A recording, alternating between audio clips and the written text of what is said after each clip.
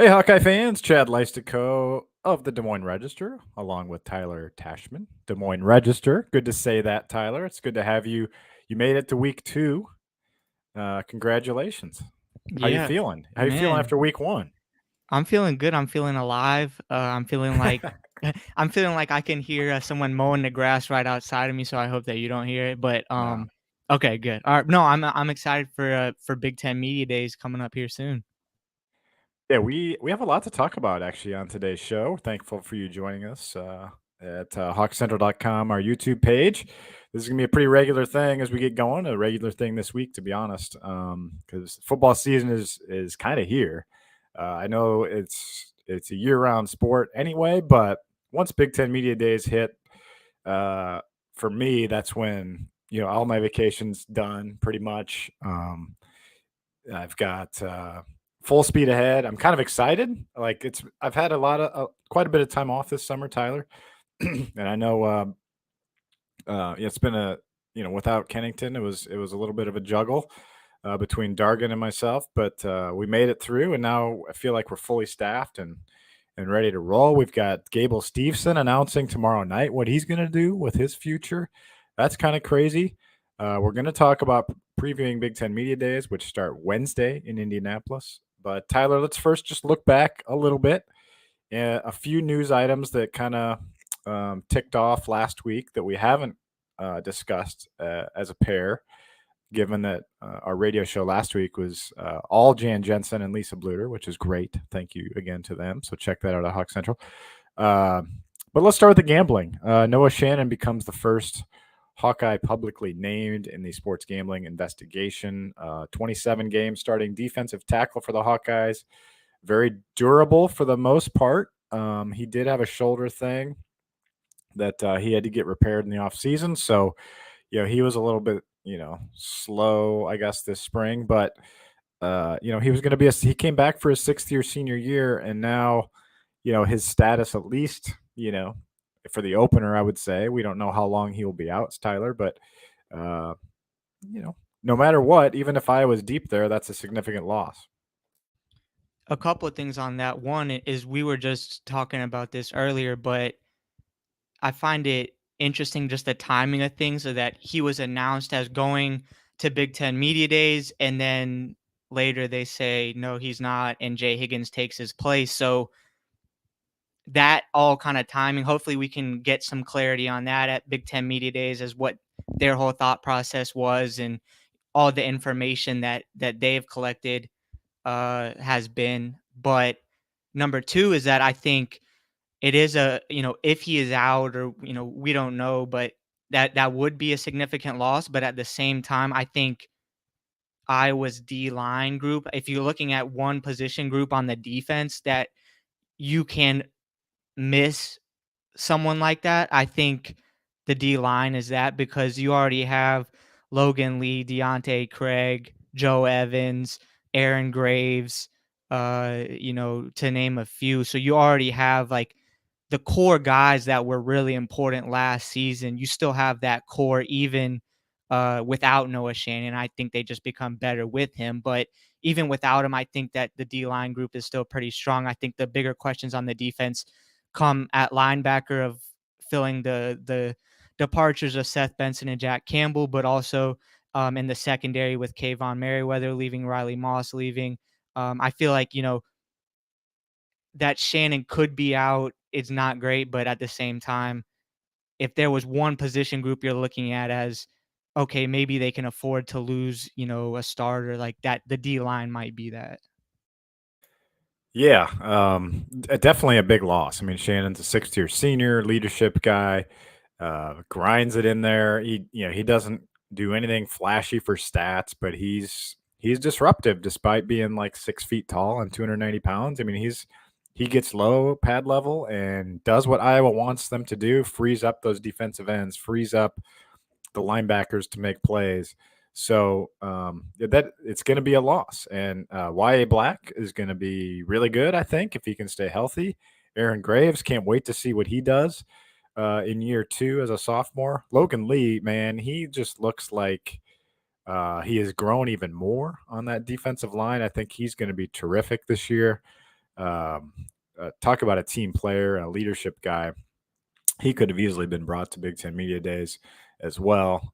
So those three out of the gate are more than fine to handle kind of the lead load. If Shannon misses any time, he may not. And then you've got Jeremiah Pittman, who Phil Parker talked about, had a nice spring.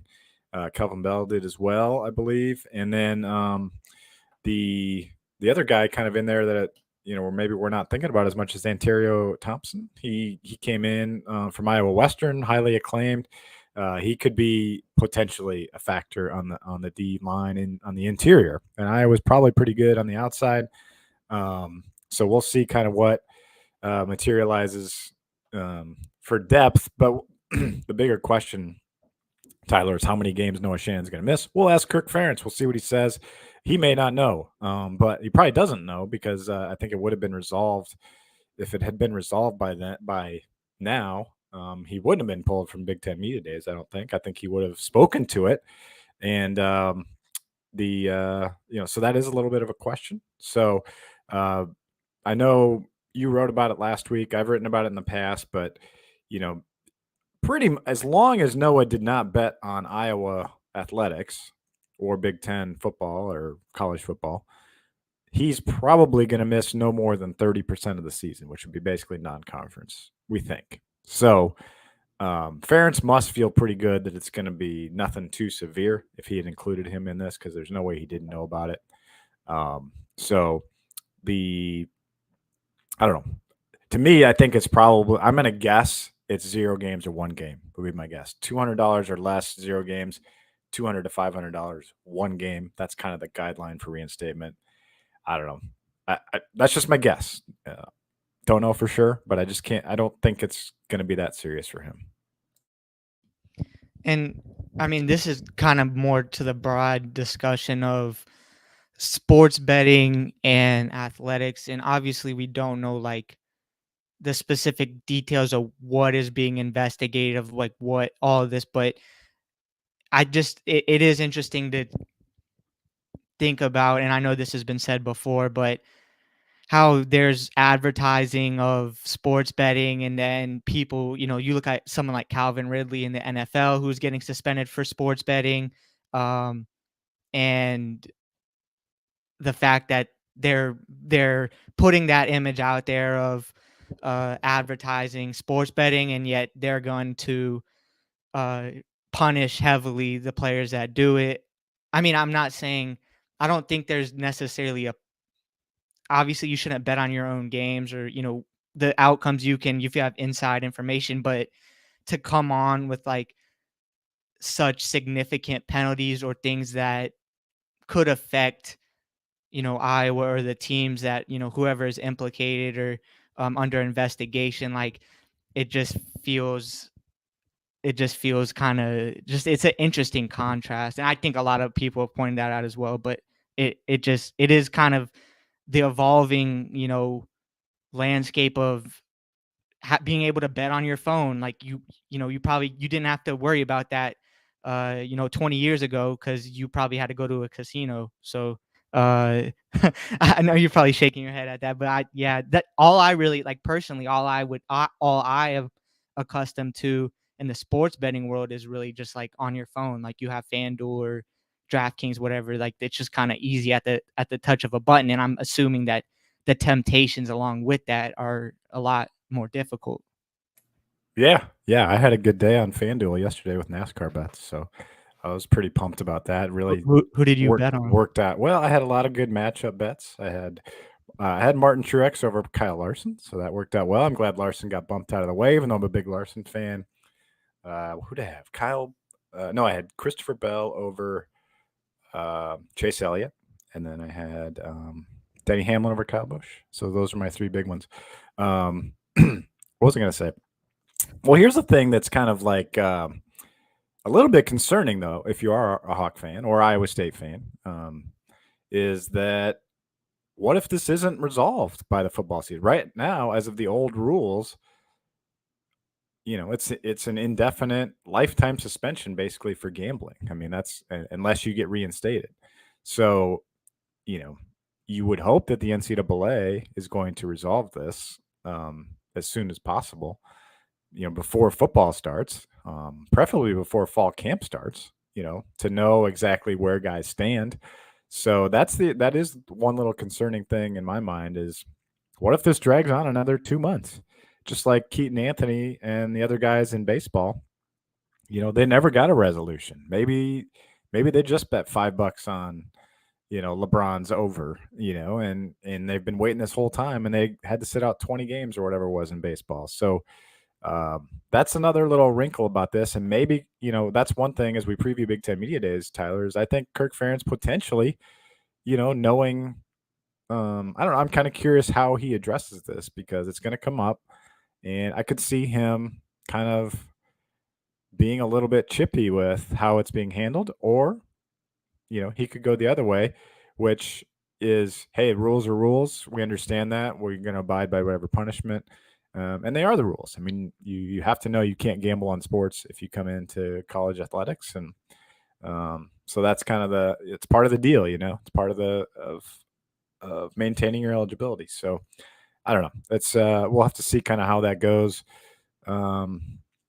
this week and then going forward. But I hope if Noah Shannon just bet on a few NFL games or a few NBA games, whatever, that he gets a slap on the wrist and is able to come back. I mean, I think and I would say that for all the Iowa State players too. If that's,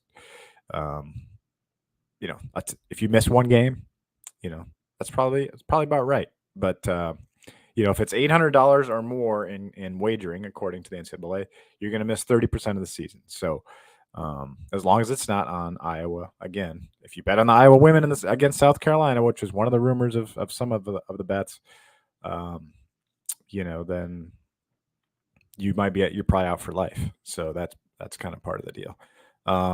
We did have, so one of the, I would say, well, let's just, I'm not going to say anything. We'll see what Kirk Ferentz says on Wednesday.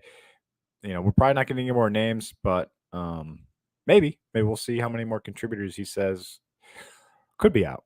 You wrote a story last week, Tyler, on Iowa football attendance. Good news for the Iowa ticket office. 69,250 will be in Kinnick for the first 5 games of the season. That would be the Utah State, Western Michigan. I'm doing it off the top of my head. Michigan State, Purdue, and Minnesota. So those 5 games are sold out already, and less than 2,000 remain for Illinois and Rutgers, the last 2 games of the season. I don't know. I mean, when you look at this schedule, Tyler, you're a Big Ten guy.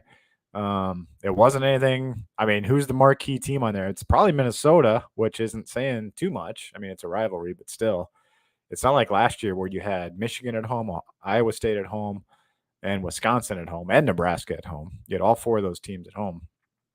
And this year, Minnesota's probably Minnesota or Michigan State, or maybe you're Illinois. I mean, there's really no great game on the home schedule yet. Fans are real excited about it, huh?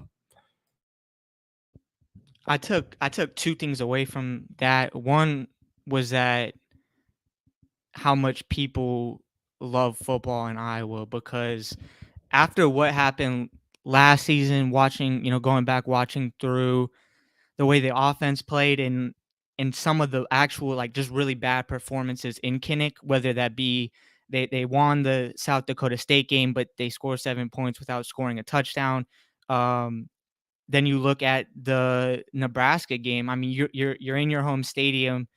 All you need to do is beat Nebraska to get to the Big Ten championship, and you're not able to do that. So there were a fair amount of disappointing home moments last season for Iowa, but that the stadium, that people are flocking to come back to the stadium so quickly, shows that just how much people love Iowa football. And 2, I think it kind of validates the expectations for this season. Just kind of the offseason moves, getting Cade McNamara, getting Caleb Brown. I think that validates, what people are excited for and what they're expecting, and also looking in a bigger context of the growth that the program has made in terms of selling out games over the last few seasons. Because last season selling out every single home game, and then already 5 this season, could easily see that being every game this season again. But the growth that the program has made from 2018, I don't remember the exact numbers off of my head, but from 2018 to 2019, 2021, 2022, 2023, there was definitely on an incline. If it was on a graph, there would definitely be a incline for the amount of sellouts per season.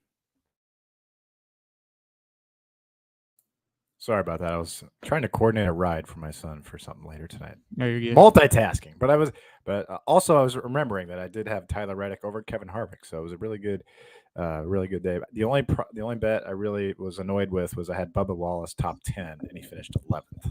I wish they would have thrown the yellow flag to get one more restart there. But yeah, I had that IndyCar race on in Iowa, and yeah.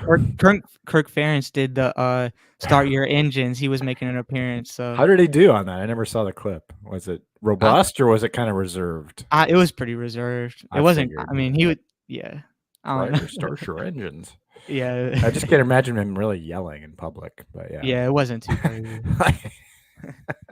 Like I could see PJ Fleck or James Oh, for Franklin sure. like really getting into it or something Yeah. like that. But Tom Allen. Maybe even Jim Harbaugh. Yeah. Yeah. That would be a fun little Big Ten Media Day story. Like how would you do drivers start your engines? But what about also? Well, I was thinking too, because the clip of Jennings Dunker throwing the hay bale. Oh yeah. Well, first I gotta say that's new to me. Hay bale, like that was quite an experience watching that. But number two, also it was very impressive. But number two is like, are we gonna do something like that at the register, like with our employees? Like, are we gonna do like a sports desk, like hay bale throwing contest? Or Oh man. I think Tommy Birch would be. Yeah, he kind of looks like a lumberjack, so he's got the upper hand. I think former Dowling baseball star. No, yeah, that'd be fun. Yeah. I don't know, man. You're probably the most athletic guy we've got in the whole department now. So you haven't even seen me in person yet. So I don't know how much that's saying. Yeah. Anyway, yeah. Yeah. What was I going to talk? The attendance. I think one thing that plays in Iowa's hands here is it's a really nice. The opponents maybe aren't the greatest, but Kinnick is such a good experience, and then you get. I feel like 11 a.m. for the first game is about perfect because that can get really hot. That first game can get really hot, so I don't mind that starts in the morning. I know some people would rather have it be 2:30, but you get at least a cool start to the day. And then it's no surprise to me that Western Michigan sold out because it's a 2:30 game, September. You're not into your fall crazy routine, as a family just yet. There aren't any other great games that weekend. And then it's possible the September 30th game against Michigan State could be a night game. And then the Purdue game is listed as either a mid-afternoon or a night game. So either way, that's pretty appealing, and it's homecoming.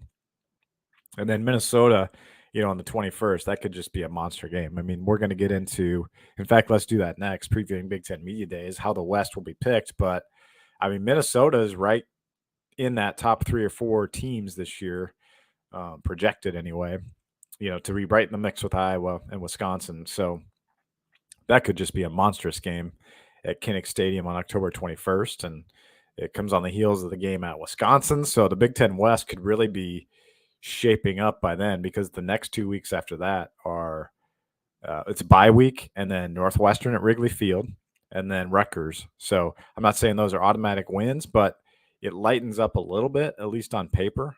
So that's going to be kind of a crescendo to the season. And at that point, already 5 home games will be underway or in the books for Iowa football, Tyler. So kind of interesting. They'll hit their bye week with just 2 home games remaining, which being Rutgers and Illinois. So this season's just going to go fast. But anyway, let's get to that. Predictions for the Big Ten West will come out tomorrow at cleveland.com, the media poll. I did vote in it, and I will say I'm fine saying that I picked Iowa to win the West. I looked at it really hard. Wisconsin is the betting favorite, but I did and I don't usually pick Iowa. I usually don't. But this year I did pick Iowa, just because I think I believe in Cade McNamara. Um, I think he's going to be good, but I don't know. I'm kind of curious. I predict that Wisconsin is going to be picked to win the West. I'm very curious to see who's picked to win the East. To be honest, I think Michigan, Ohio State, and Penn State all have a case um, for the top spot, and I believe Michigan is a slight betting favorite. But any thoughts on the Big Ten West projections that come out tomorrow? I'm interested to see how like the Luke Fickell era kind of takes shape in Wisconsin, because we know the success that he had at Cincinnati, and taking the step from Cincinnati though to Wisconsin is obviously a big one. A lot more expectations, bigger just in the Big Ten.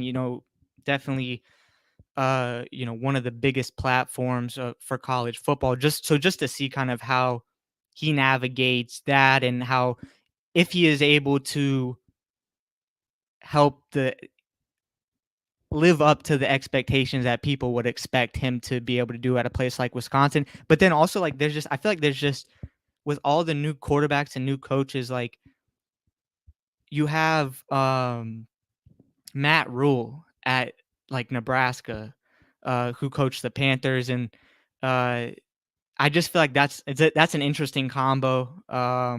So I would say uh I think Iowa and Wisconsin, as people have predicted, are definitely going to be near the top, and maybe you could have someone kind of surprising, like last season. Purdue actually, really making some noise.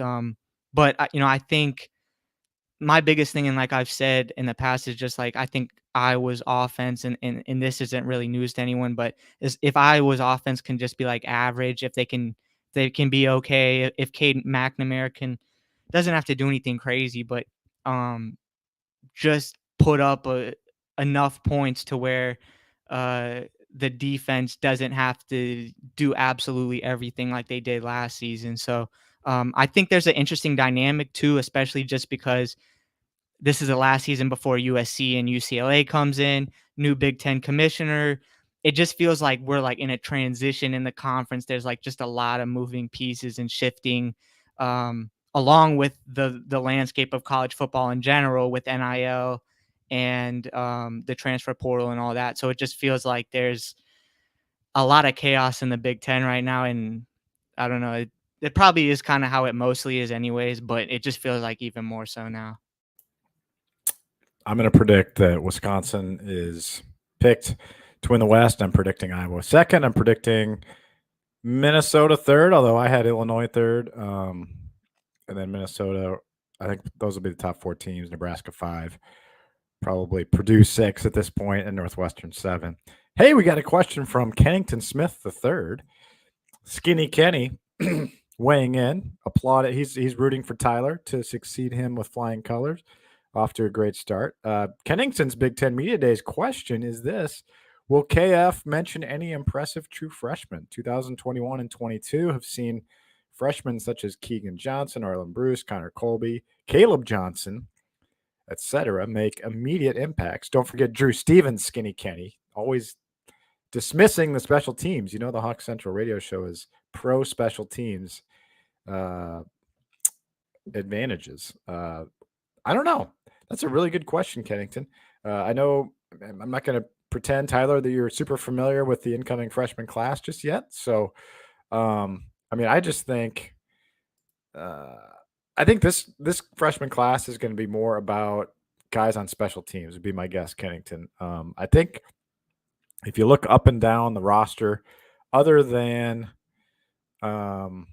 receiver, where they could use somebody. We'll see if maybe a Dayton Howard potentially could somebody like that could contribute, but they don't necessarily need help anywhere on the top line anyway. Backups, yeah, they need some depth.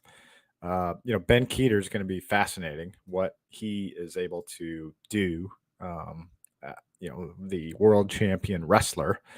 Um, I think I think he's going to be a topic of a question probably at some point.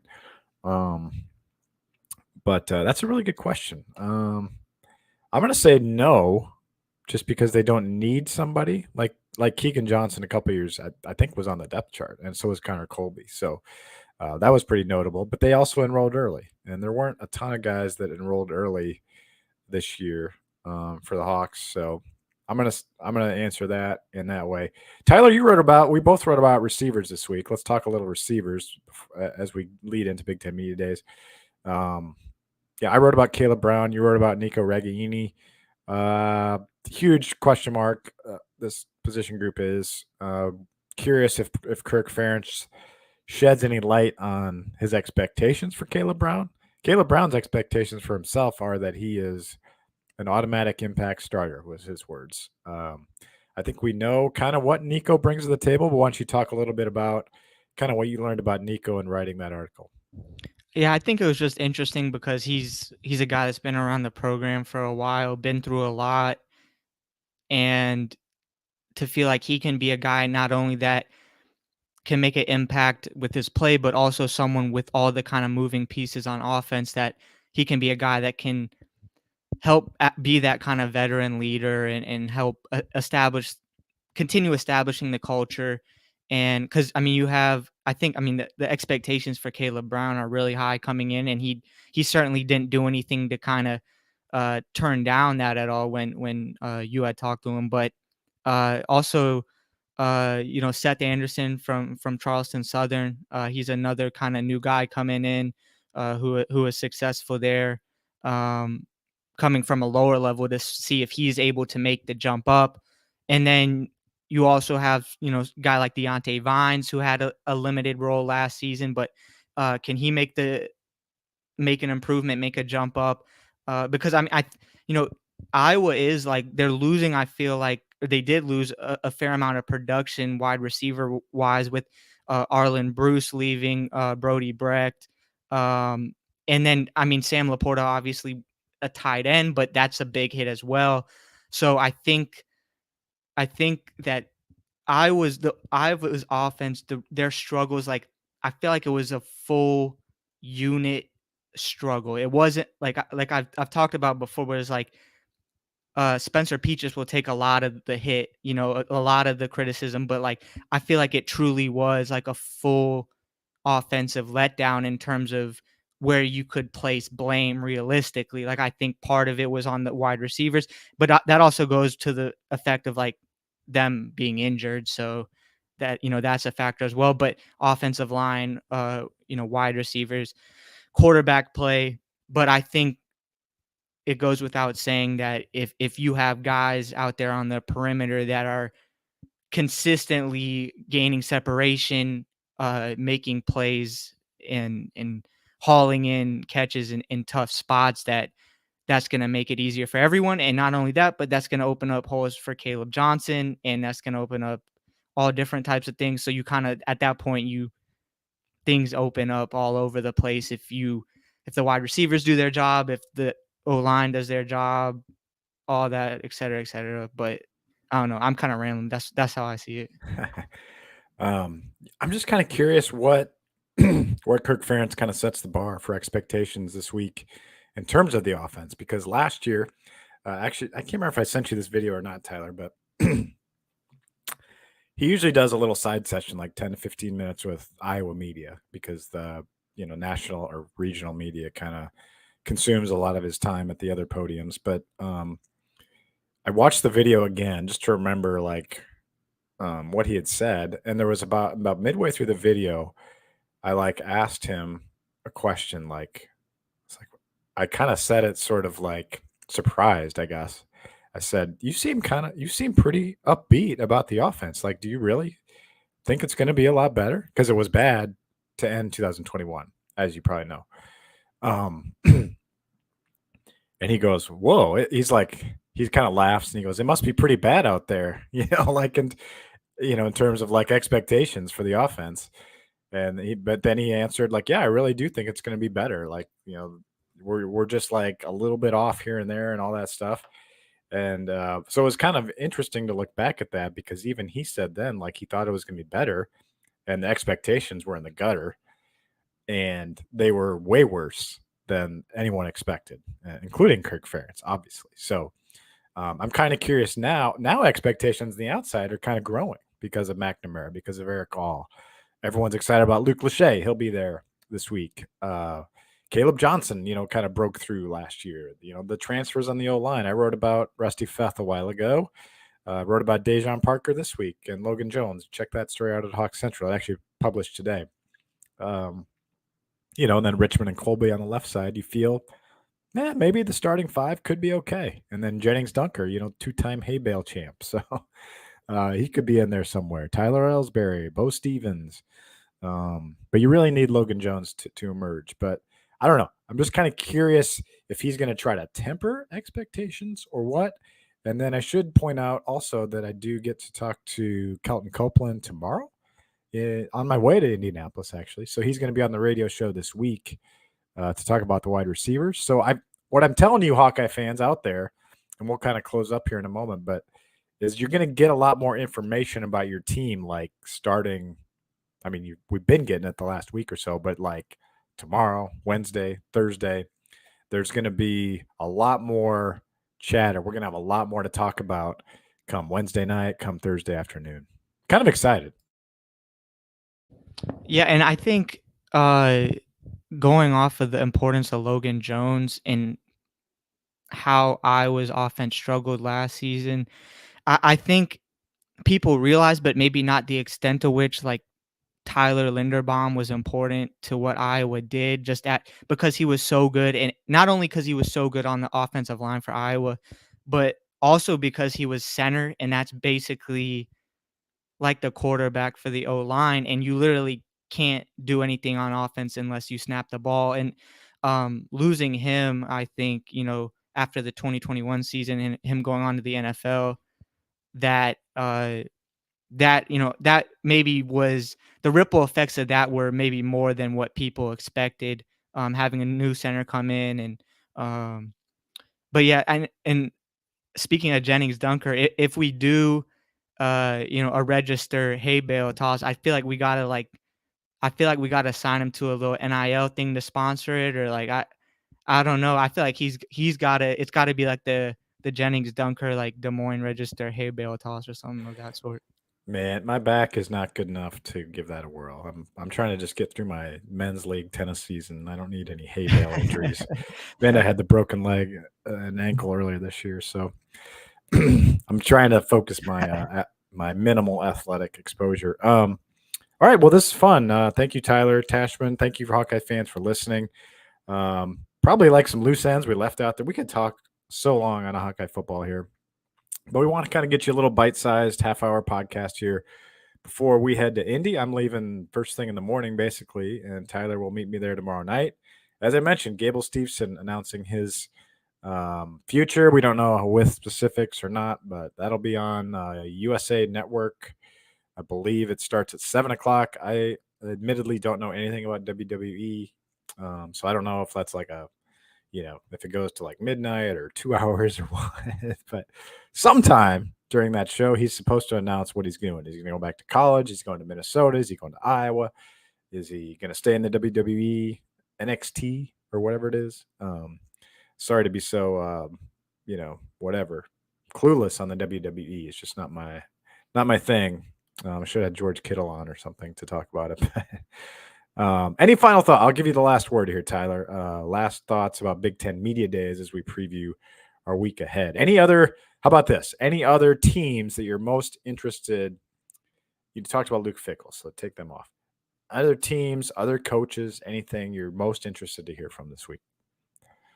Well, so last year did Harbaugh, does he still wear the khakis to Big Ten meet? That was my biggest question. Does he wear Big Ten or does he wear khakis to Big Ten Media Day? He usually wears he's kind of dressed down a little bit and has like the Michigan cap on. Like you won't see Kirk Ferentz with a Hawkeye cap on. Okay. He'll be in the suit and tie. Probably have a haircut. But yeah. So you're excited to hear from Michigan, huh?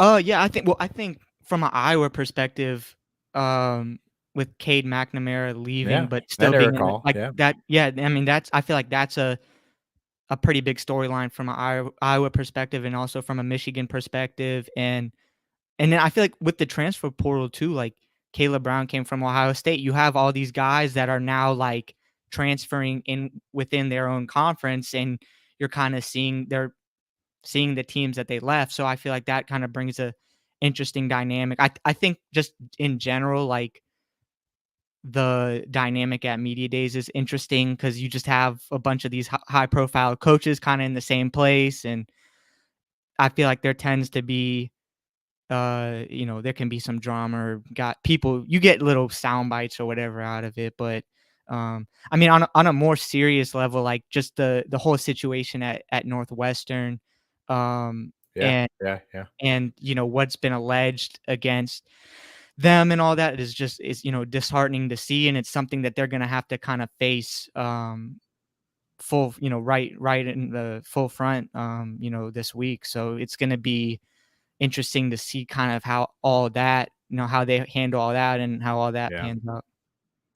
Yeah, for sure. Thank you, Tyler. Yeah, I'll just you made me think about last year when I covered Big Ten Media Days. I think the most read story I wrote that week was what PJ Fleck said about Kirk Ferentz using all three of his timeouts. I think that was last year, and in that 2020, maybe it was 2 years ago he did that. But anyway, one of those a recent year when Kirk Ferentz used all those timeouts. Maybe it was 2 years ago, but um, see, I can't remember. They're all blurred together. But anyway, so what I'm saying is you never know what's going to come out. Some kind of mercurial storyline will come out. Whatever. We'll have it there. We'll be covering for you. Double barrel. Myself, Tyler Tachman, Dargan Southern will be back home, kind of making sure we don't miss anything that Kirk says on TV when we can't talk to him. So we have you covered at hawkcentral.com, and we've got the radio show Wednesday night. So I think we're probably going to do one more podcast while we're out there. So lots of stuff coming this week. Thank you, Tyler.